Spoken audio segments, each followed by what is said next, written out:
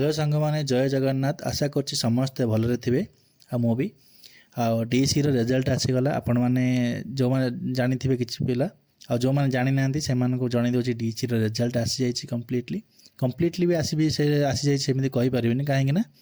बहुत पिला किसी प्रोब्लेम रोचे मुझे भिडियो आपको जनइबी आई भिडियो आम कौन कौन जाना डिस्कसन करवा से विषय में प्रथम भिडियो स्टार्ट करने पूर्व जन दूसरी ये भिडियो प्रथम आम जाना डीसी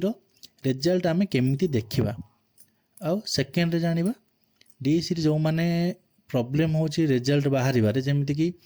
कौ मानकर डीटा शो करोची असाइनमेंट रे कौ मानकर गोटे शो करोची कौ मानकर बिल्कुल शो करोनी आ कौन पे शो करोनी ये जिनस भी मुझे आपको ये video clear कराइबी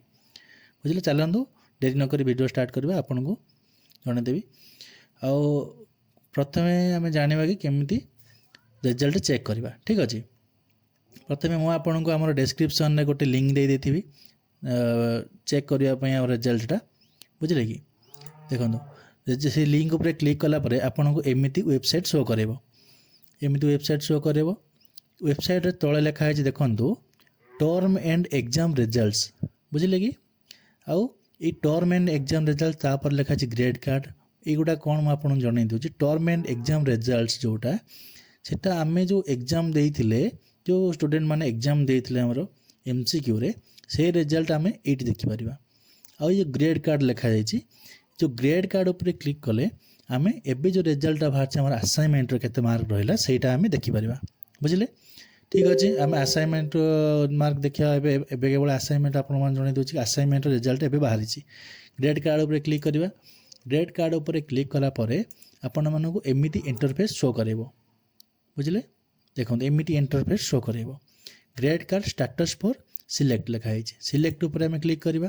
for other programme उपर क्लिक करवा ठीक अच्छे देन आमर आसीगला देखो प्रोग्राम कोड जगह आम कौन सिलेक्ट करवा डीसी आम सिलेक्ट करदे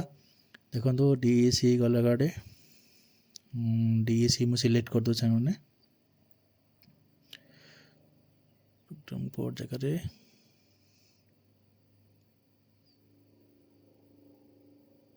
डीसी सिलेक्ट डीसी टा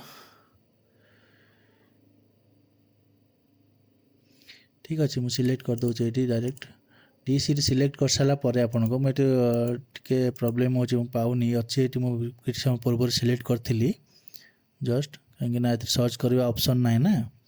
से लगी सर्च भी डायरेक्ट कर हो नहीं देखी दूसरे टिके गोटे मिनट मैंने वेट करेंगे डीसी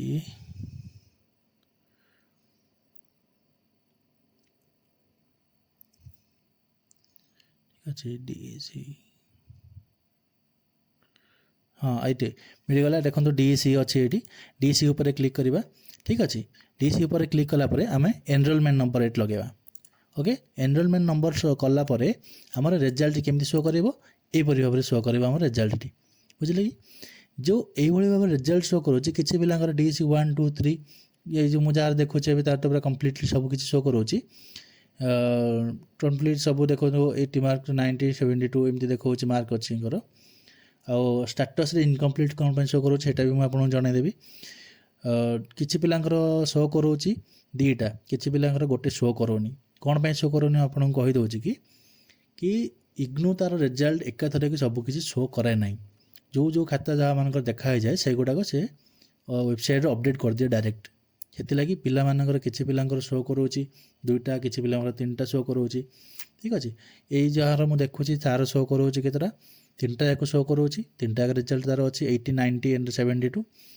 किंतु स्टेटस रे इनकम्प्लीट देखौची ये स्टेटसटा कौन मुझे आपको जनई देवाक जाऊँगी कि जे स्टेटसटा हूँ आमर जो आम एमसीक्यू एग्जाम देते